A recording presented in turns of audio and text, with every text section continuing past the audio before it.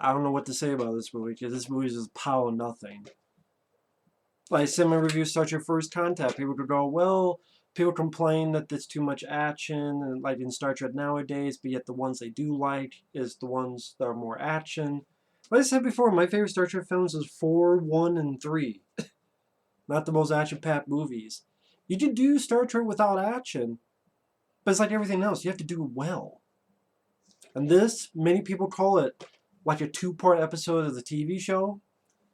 Yeah, it must be two shitty, boring episodes of the TV show. This movie's fucking boring. Fine, you don't want to have action, then you better have a story that you go all the way with, or you do some really interesting stuff with the characters, or you have a really engaging villain, or something, man. Or humor that makes me laugh. Not fucking Picard saying, hey, I want to do the mambo, and listen to mambo music. Not Picard singing to Data while they're having a fucking spaceship chase. They're singing opera classical fucking music. Not Worf getting a fucking pimple. Might as be a pimple on his ass, but it was a pimple on his nose. Not Riker ready to fuck Troy every 10 seconds. Not dialogue where they're talking about, hey, our boobs are firm. Isn't that right, doctor?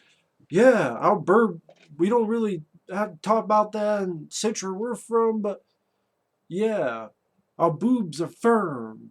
And then Data hears this and goes up to Worf and says, hey, our boobs are firm, because he doesn't get it. And that's the joke. Only I'm not fucking laughing because it's not fucking funny. You have the romance with Picard, which they wanted to do with First Contact, and thankfully they didn't. They said, no, have Picard be on the bridge, on the Enterprise, facing the board, which made sense. So they put the romance in this, and I'm sorry, the romance doesn't work. Maybe the romance could work if it was done well, but it was not done well here. It was not done well. I don't think you have the writers from the previous film. It was Mark Pillar? Yeah, Michael Pillar. Story by Rick Berman, who's the producer, and Michael Pillar. Sorry, Michael Pillar. I watched the special features. Apparently, he wanted to do at first something like Heart of Darkness. So what, like Apocalypse Now? And then at the end, the Magnificent Seven or something? None of that came through. Just a lot of that got abandoned. And okay, the first 15 minutes I thought was fine. What I mean by that is the first 15 minutes where you have this race of people named the Baku in this village. They know about technology, but they decide to live simply. And you see Data being chased. Well, you technically don't see him because they're wearing these suits that make them invisible. And people are shooting Data, and Data's fighting back. And you have these observers of both Human Federation and this other race called the Sona, or the... fuck, what are they called?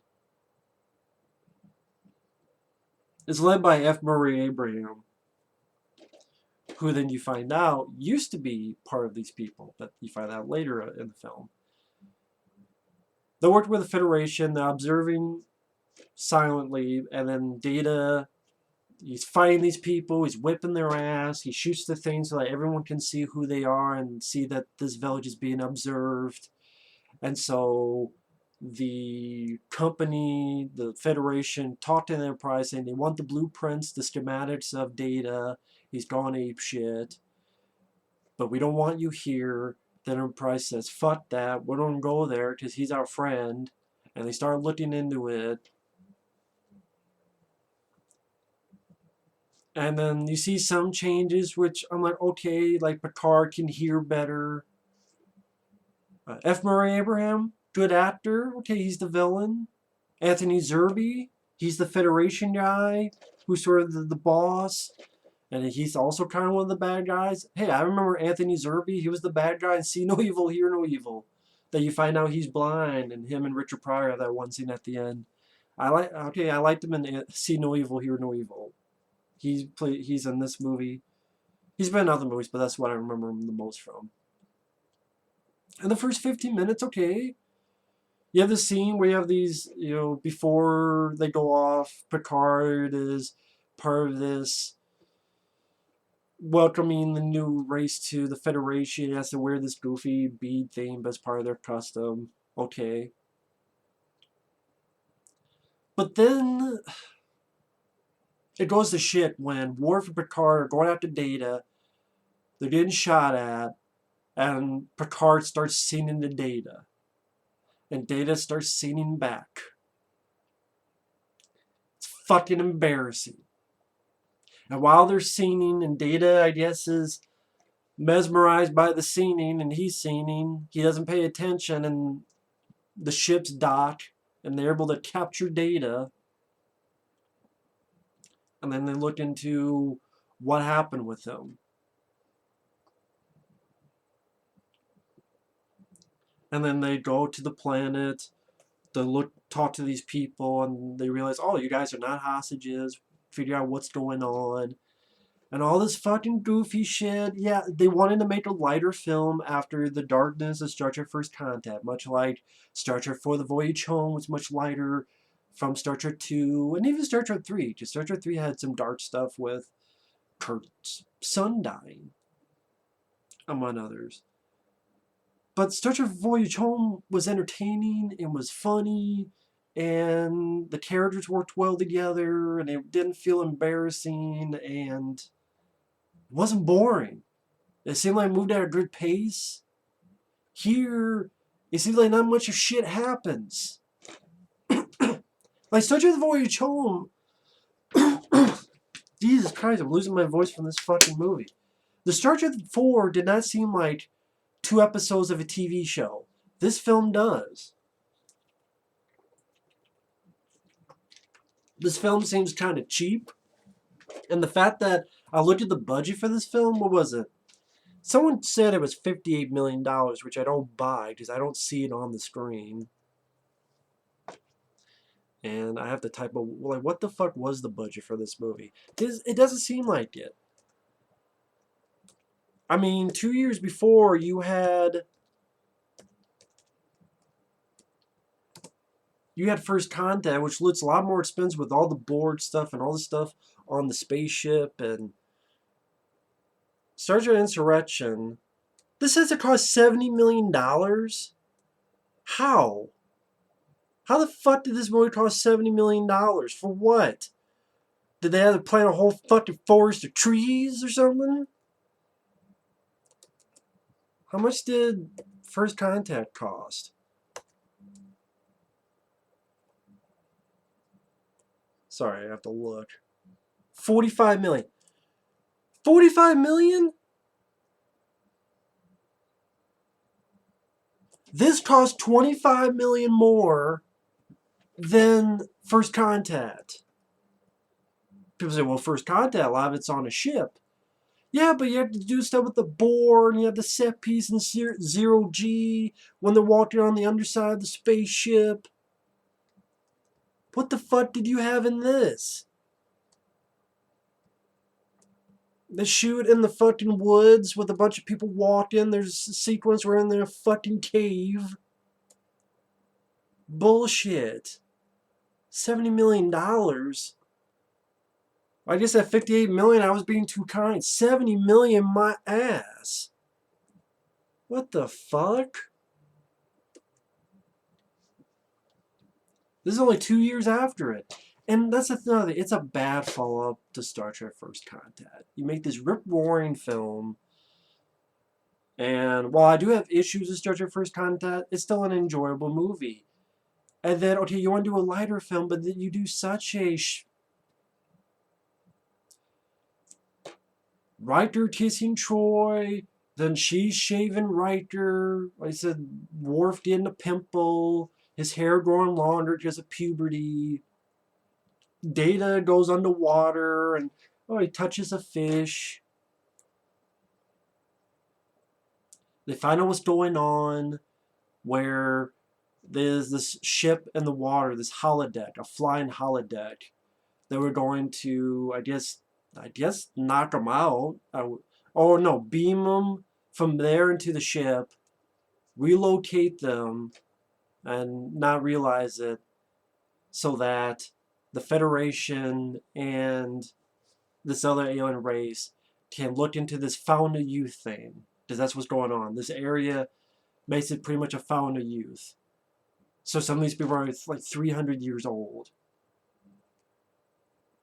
or even more so.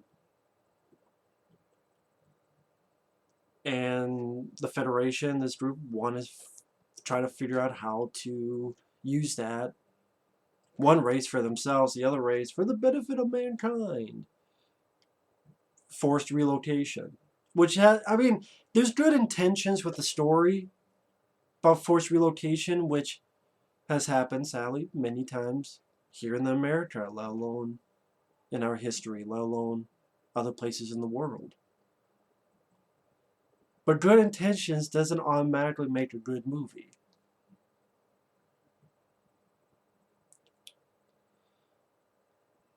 I mean, yeah, you get some nice stuff like LeVar Burton as Geordi, being able to see and watch a sunrise for the first time. But then you get stuff like after they find the holodeck, they get attacked, they shoot one. This girl, she can't swim. Picard and Data go in the water, and Data goes, I've been designed to serve as a flotation device. And then fucking balloons up. And I'm like, it's grown worthy. It's embarrassing. It's like, what the shit? It's just, like, this is what you get after you're fighting the Borg Queen, and what you don't do. And then pimples and flotation devices and being horny. What the fuck? There's a nice speech with, like, the acting's not the problem. If Murray Abraham's acting's not the problem, the cast acting's not the problem. Where there's a scene where Patrick Stewart talks to, I always forget the guy's name, Anthony Zerbe, so the Admiral. And they're talking about how, who we to determine the next course of evolution for these people. We're portraying the principles of the Prime Directive, how it's founded. And then the other guy goes, well, we're just moving 600 people. And Picard goes, well, you know what? How many people does it take before it becomes wrong? You know, is it 1,000? Is it 1,000,000? How many does it take? Good speech. Good scene. Doesn't make a good movie. Riker and LaForge, they're on the ship, and they try to go get communication with Starfleet while the rest are on the surface. A lot of these people, they go on this little trek as if it's Lord of the fucking Rings. They're going to pitch the fucking ring into the mountain, the volcano. Which is funny, because I can see Patrick Stewart as Gandalf. And and then of course it's Ian McKellen, who worked for Patrick Stewart at X-Men, so there you go, full circle. Some of them get attacked, and attacked means they get beamed to somewhere because they don't relocate them. They shoot some of these drones. Data kind of bonds with this kid, which didn't really go much of anywhere. I didn't find interesting or intriguing. Just the kid going, you should have fun. He's like, what's fun? It's just boring bullshit.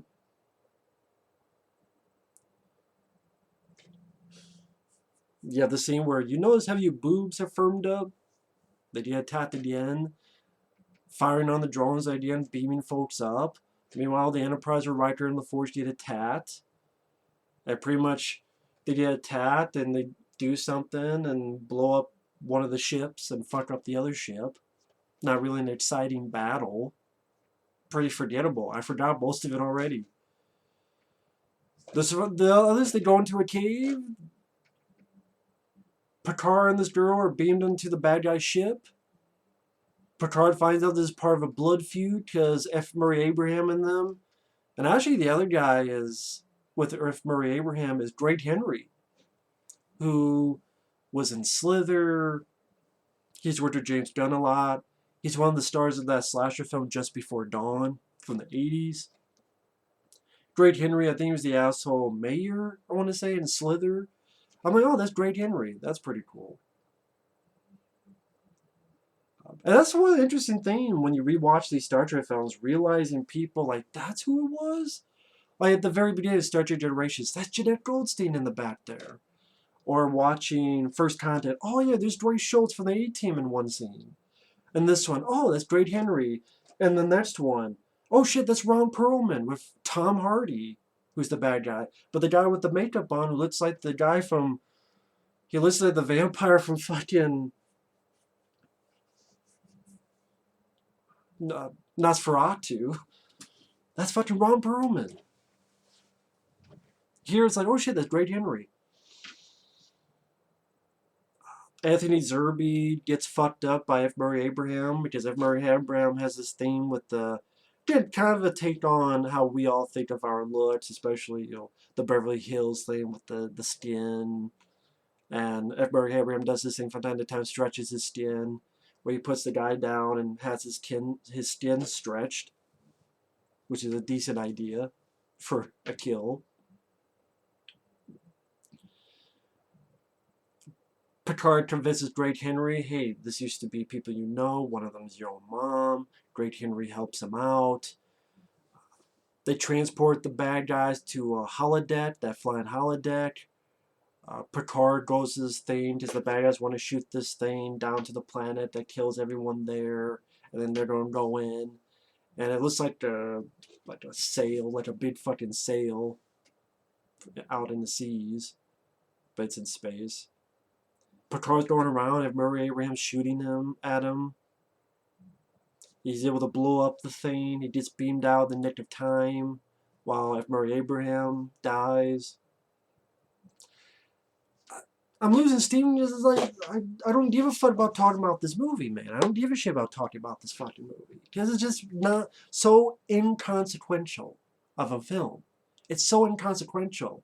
Why do you describe everything of the film? Because that's everything in the film. You don't have to see it. I did not miss anything. I didn't leave anything out.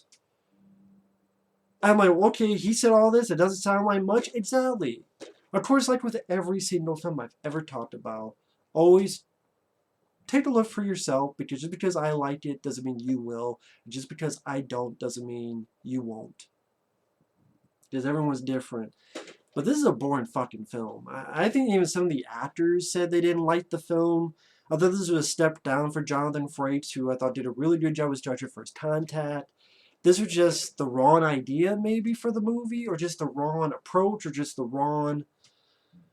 The attempts at humor is one of the big failings of the movie, and it's just not that exciting, it's not that thrilling, and it's not... With its themes, it's not as provocative or it's not as meaningful as maybe the intentions would lead you to believe. If you're going into it for... This is a movie that doesn't seem like it should be on the big screen. This feels more like a TV movie. Like a few years later, a reunion, they do a movie for TV. This seems more like that, and not a $70 million production. Again, I don't know where the fuck that $70 million went. Much cheaper than First Contact? That makes no sense to me. It makes zero sense.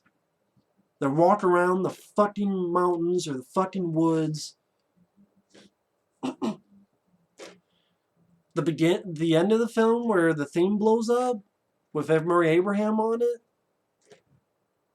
F. Murray Abraham does fine, but the villains and the race are very forgettable. They don't make much of an impact.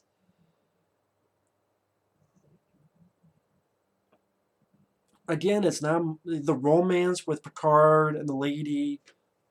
I'm sorry, I didn't care.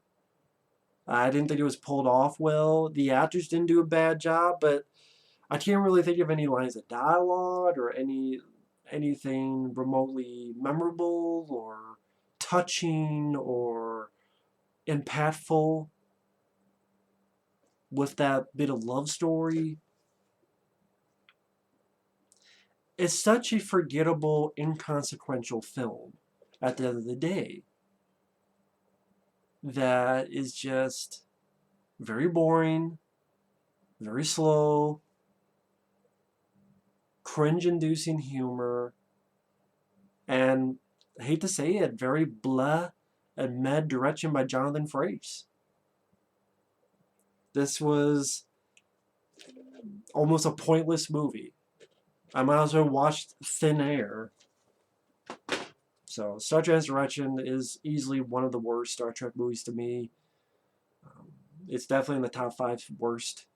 The worst one to me is Star Trek Generations, but yeah. The actors do their jobs fine. Patrick Stewart. If Murray Abraham doesn't do a bad job as the villain, it's just much ado about nothing at the end of the day.